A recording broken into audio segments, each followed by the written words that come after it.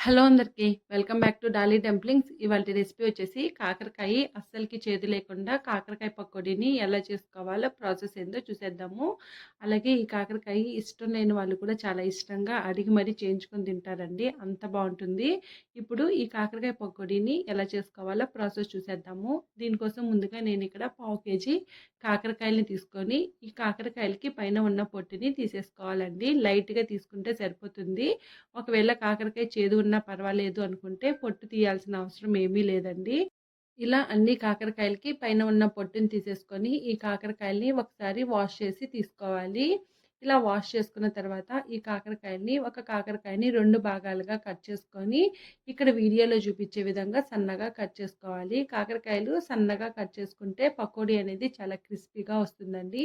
చూడండి, నేను ఇక్కడ వీడియోలో చూపించే విధంగా కట్ చేసుకోవాలి. అదే విధంగా అన్ని కాకరకాయల్ని సన్నగా పొడవుగా కట్ చేసుకోవాలి. అలాగే కాకరకాయ షేప్ అనేది మీ ఇష్టం అండి. రౌండ్‌గా కూడా కట్ చేసుకోవచ్చు. చూడండి, ఈ విధంగా కట్ చేసుకున్న తర్వాత ఇప్పుడు ఈ కాకరకాయ ముక్కల్ని ఒక బౌల్‌ని తీసుకొని ఆ బౌల్‌లోకి వేసుకోవాలి. అలాగే ఇందులో ఒక పావు టేబుల్ స్పూను సాల్ట్‌ని వేసుకొని ఈ కాకరకాయ ముక్కలకి పట్టేలాగా బాగా కలుపుకోవాలి. ఇలా కలుపుకున్న తర్వాత ఈ కాకరకాయ ముక్కల్ని ఒక 10 నిమిషాల పాటు మూత పెట్టుకొని పక్కకు ఉంచేసుకోవాలి. చూడండి, 10 నిమిషాల తర్వాత మూత తీసుకొని ఇక్కడ నేను వీడియోలో చూపించే విధంగా కాకరకాయల్ని గట్టిగా ప్రెస్ ఇలా చేయడం వల్ల కాకరకాయలో ఉండే పసరంతా వచ్చేస్తుందండి. ఇలా పసరు వచ్చేస్తే కాకరకాయ అనేది చేదు చాలా తగ్గిపోతుంది. ఇప్పుడు ఇలా పిండుకున్న ఈ కాకరకాయల్ని మరో బౌల్‌లోకి తీసుకోవాలి. ఇందులోనే ఒక పావు టేబుల్ స్పూన్ పసుపు వేసుకోవాలి. అలాగే ఒక టేబుల్ స్పూను అల్లం వెల్లుల్లి పేస్ట్, 2 టేబుల్ స్పూన్లు శనగపిండి, 2 టేబుల్ స్పూన్లు కార్న్‌ఫ్లోర్, 2 టేబుల్ స్పూన్లు బియ్యం పిండిని వేసుకోవాలి. ఇందులోనే ఒక table spoon Kashmiri red chilli పౌడర్‌ని వేసుకోవాలి. మీ దగ్గర లేకపోతే నార్మల్ కారం పొడినైనా వేసుకోవచ్చండి. అలాగే ఒక అర టేబుల్ స్పూను జీలకర్ర పొడిని వేసుకోవాలి.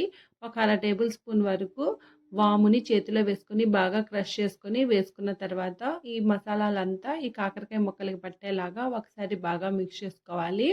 మీరు ఇలా కలుపుకున్న తర్వాత అవసరం అనిపిస్తేనే వాటర్‌ని యాడ్ చేసుకోండి. నాకు చూడండి, ఇక్కడ కాస్త గట్టిగా వచ్చింది కదా! ఇప్పుడు ఇందులో ఒక 2 టేబుల్ స్పూన్ల వరకు వాటర్‌ని వేసుకొని ఒకసారి మళ్ళీ బాగా మిక్స్ చేసుకోవాలి. అలాగే ఈ పకోడీ వేసుకోవడం కోసం మీరు పకోడీని ఎప్పుడు చేసుకోవాలనుకుంటారో అప్పుడే ఈ ఫ్లోర్స్ అన్నిటిని వేసుకొని బాగా కలుపుకోవాలండి. లేదంటే పకోడీ క్రిస్పీగా రాదు. ఇప్పుడు సాల్ట్ సరిపోయిందో లేదో చెక్ చేసుకొని సాల్ట్‌ని అడ్జస్ట్ చేసుకోవాలి. ఇలా కలుపుకున్న తర్వాత దీన్ని పక్కకు పెట్టేసి స్టవ్ ఆన్ చేసుకొని కడాయి పెట్టుకొని డీప్ ఫ్రైకి సరిపడా ఆయిల్ వేసుకోవాలి. ఆయిల్ వేడైందో లేదో చెక్ చేసుకున్న తర్వాత మనం ముందుగా కలిపి ఉంచుకున్న పకోడీ మిశ్రమాన్ని మనం ఆనియన్ పకోడీ వేసుకుంటాం కదా, అదే విధంగా వేసుకోవాలి. చూడండి, నేను ఇక్కడ వీడియోలో చూపించే విధంగా వేసుకోండి. మరి ముద్దలు ముద్దలుగా వేసేసుకోవద్దు. ఇప్పుడు మంటని మీడియం టు హై ఫ్లేమ్‌లోకి అడ్జస్ట్ చేసుకుంటూ ఈ కాకరకాయ ముక్కల్ని బాగా క్రిస్పీగా అయ్యే వరకు వేపుకోవాలి. చూడండి, కాకరకాయ బాగా వేగిందో లేదో తెలియడం కోసం ఆయిల్ పైన నురుగులంతా తగ్గిపోతాయండి. అప్పటి వరకు కాకరకాయని వేపుకోవాలి. చూడండి, ఇలా కలర్ చేంజ్ అవ్వగానే ఇది ఆయిల్‌లో నుంచి డ్రైన్ చేసి పక్కకు తీసుకోవాలి. అదేవిధంగా రిమైనింగ్ కాకరకాయ మిశ్రమాన్ని కూడా పకోడీల్లాగా వేసుకోవాలి. మీరు ముద్దలు ముద్దలుగా వేసుకున్నారంటే పకోడీ అనేది క్రిస్పీగా రాదండి. అంతేనండి, ఇంక స్టవ్ ఆఫ్ చేసేసుకొని దీన్ని వేడి వేడిగా సర్వ్ చేసుకోవడమే. చూడండి, కాకరకాయ పకోడీ ఇక్కడ ఎంత క్రిస్పీగా వచ్చిందో. అంతేనండి, కాకరకాయ పకోడీ రెడీ అయిపోయింది. ఇది వేడివేడి అన్నంలో రసం కాంబినేషన్‌లో తీసుకున్నా చాలా బాగుంటుంది. లేదా పప్పుచారుతో తీసుకున్నా కానీ చాలా బాగుంటుందండి. లేదా ఈవినింగ్ టైమ్స్‌లో స్నాక్స్‌గా కూడా తీసుకోవచ్చు. చూశారు కదా! మరిన్ని రెసిపీస్ కోసం మన ఛానల్‌ని సబ్స్క్రైబ్ చేసుకొని నోటిఫికేషన్ సింబల్‌ని ఆన్ చేయండి. అలాగే ఈ రెసిపీని మీరు ట్రై చేసి మీకు ఎలా కుదిరిందో తప్పకుండా కామెంట్ చేసేయండి.